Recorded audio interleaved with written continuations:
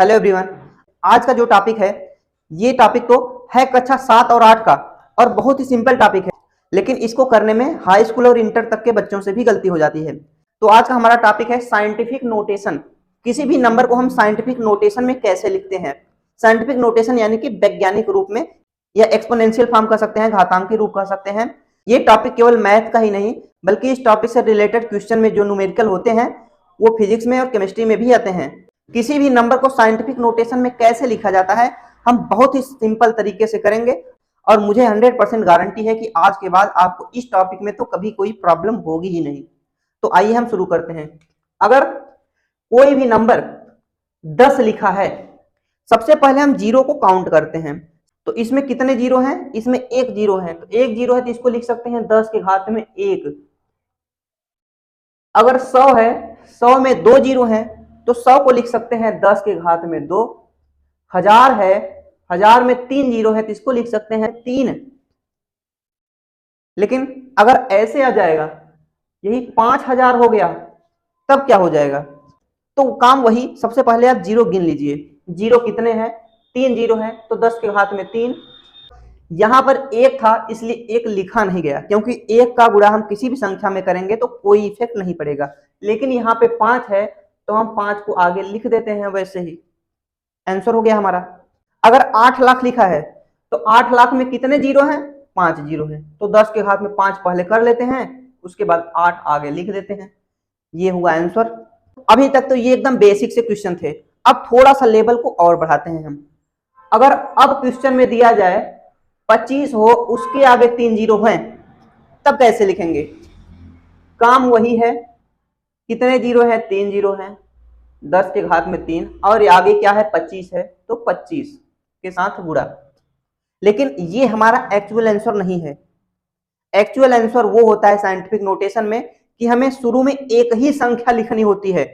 जैसे यहाँ पे एक ही संख्या लिखी गई है, यहाँ पे एक ही संख्या लिखी गई है, तो इसको और भी छोटे फॉर्म में हम लिख सकते हैं। तो एक संख्या पहले लिख दें, यानी कि 2 लिख दें, और 5 हटा नहीं सकते तो उसको दशमलव के साथ लिख दो ना, 2.5।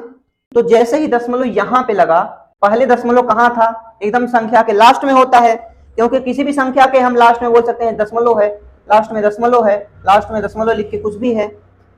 तो ऐसे इसके बाद में दशमलव यहाँ था। दशमलव जब लेफ्ट साइड खिसकता है तो एक जीरो बढ़ जाता है, तो दशमलव तो लेफ्ट साइड ही खिसका। अगर वही राइट साइड खिसकेगा तो एक जीरो घट जाएगा। तो यहाँ पे लेफ्ट साइड खिसका है, तो यानी कि जो 3 था वो कितना हो जाएगा? वो 4 हो जाएगा। अगर ये लिखा हो, अब इसको क्या लिखेंगे? तो सबसे पहला काम, एक अंक शुरू में लिख दीजिए। 3 हमने लिख दिया, दशमलव लगा के जहां तक संख्याएं हैं वहां तक वैसे ही लिख दो, बाकी 10 के घात में लिखो। अब दशमलव यहां हमने लगाया तो आगे कितने नंबर बचे? 5 नंबर बचे, तो 10 के घात में 5 हो गया। इस क्वेश्चन में हमें एक संख्या शुरू में लेनी है, तो 3 दशमलव। अब ऐसा नहीं कि यहाँ पे जीरो आ गया तो हम अब संख्याएं लिखना छोड़ देंगे। जब लास्ट में पूरे के पूरे जीरो हैं तब वहीं से छोड़ दीजिए। लेकिन नंबर अभी 5 तक है तो 0.5 हम लिखेंगे। अब उसके बाद 10 के घात में, यहां दशमलव लगाने के बाद कितने अंक हुए हैं? 10 के घात में 5। अब कोई संख्या ऐसे लिखी हो, इसको लिखेंगे दशमलव में। क्या लिखेंगे? दशमलव के पहले एक संख्या लिख देंगे, उसके बाद दशमलव आके जहां तक अंक है वहां तक लिख देंगे। उसके बाद 10 के घात में हमने दशमलव यहाँ पे लगाया है, आगे 3 अंक बच रहे हैं, तो 10 के घात में 3। अगर 1 2 3 4 ऐसे ही केवल है, एक भी जीरो नहीं है, तब क्या करेंगे? अगर इसको साइंटिफिक फॉर्म में लिखना हुआ तो इसमें भी वही काम, एक के बाद दशमलव लगा के 2 3 4 जहां तक संख्याएं आ रही हैं वहां तक लिखने के बाद 10 के घात में दशमलव हमने यहां लगाया है, इसके बगल में 3 संख्याएं, तो 10 के घात में 3। तो यही है साइंटिफिक नोटेशन। इन्हीं सबको करने में अधिकतर बच्चों से गलती हो जाती है, और इंटर के फिजिक्स में तो ये क्वेश्चन बहुत ही मिलता है। आइए हम और कठिन लेवल वाले क्वेश्चन को करते हैं।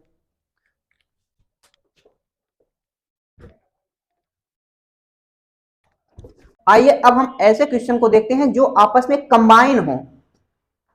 जैसे यहां पे 325 लिखा गया है और 10 के घात में 3 लिखा गया है, इसको साइंटिफिक नोटेशन में बदलना है। तो इसको कैसे लिखेंगे? हम जानते हैं 325 को कैसे लिखेंगे, 3.25 और गुणे 10 के घात में दशमलव यहाँ पे लगा है तो 2, और यहाँ पे 10 के घात में 3 पहले से ही है। और ये तो बेसिक चीजें हम जानते हैं कि अगर आधार सेम हो तो घातें जुड़ जाती हैं। तो 3.25 गुणे 10 के घात में 5, अगर नीचे वाला सेम रहेगा तो घात आपस में जुड़ जाती हैं। ये बात मालूम होनी चाहिए।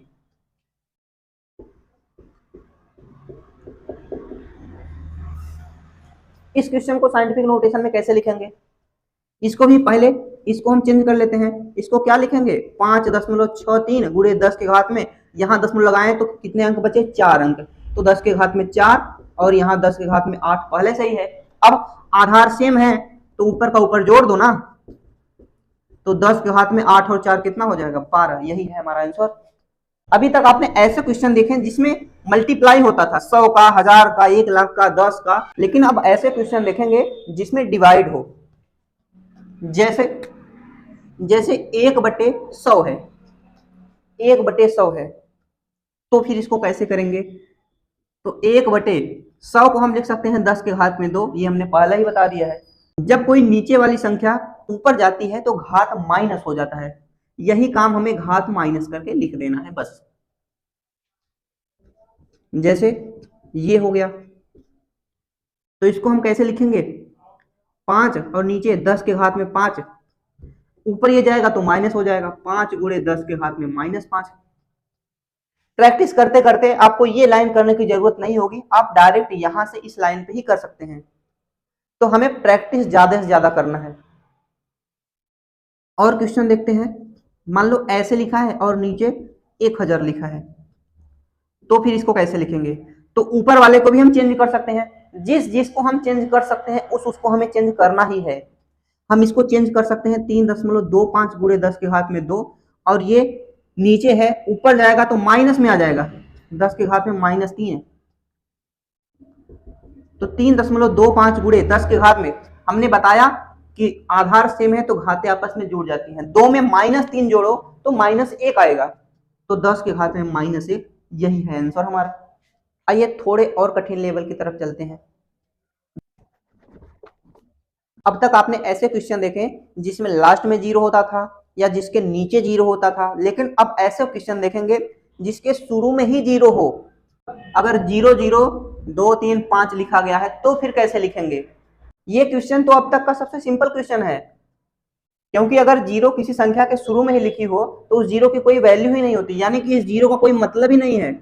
तो फिर इसको कैसे लिखेंगे, 2.35 गुणे 10 के घात में 2। लेकिन हमने जो कहा कि हमें और कठिन लेवल की तरफ चलते हैं, हमारा कहने का सेंस ये नहीं था शुरू में 0, हमारे कहने का मतलब ये था कि 0.0003 अगर ऐसे लिखा हुआ है तब क्या करेंगे।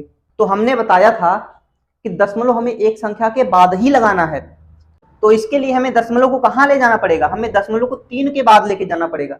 तो हम लिखते हैं 3, क्योंकि 3 के बाद कोई अंक ही नहीं है तो डायरेक्ट हम लिख देते हैं 3.0 लिखें या केवल 3 लिखें।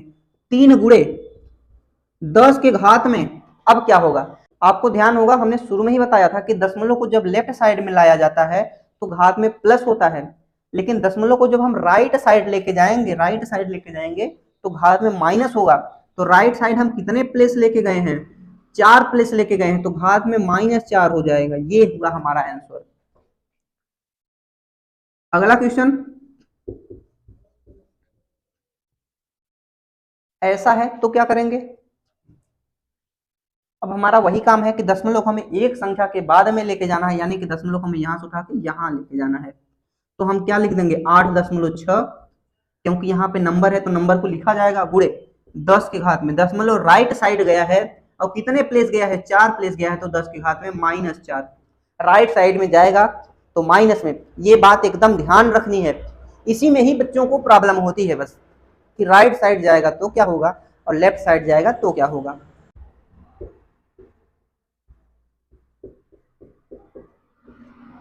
अगर ऐसे लिखा गया है तो क्या करेंगे, तो वो तो वैसे लिखा ही गया है, उसमें हम कोई छेड़खानी नहीं करेंगे, लेकिन इसको तो हम बदल सकते हैं साइंटिफिक नोटेशन में। इसको क्या लिख सकते हैं, दशमलव यहाँ पे चला आएगा, तो 8.5 गुणे 10 के घात में कितना प्लेस पे आया दशमलव, 4 प्लेस पे 10 घात में -4, और यहाँ 10 के घात में 6 पहले से ही मौजूद है, अब क्या करेंगे, तो 8.5 गुणे 10 के घात में, हमने बताया था नीचे का सेम है तो ऊपर वाला जुड़ जाता है, -4 में 6 जोड़ दो तो माइनस वाला निकल जाएगा, बचेगा 2।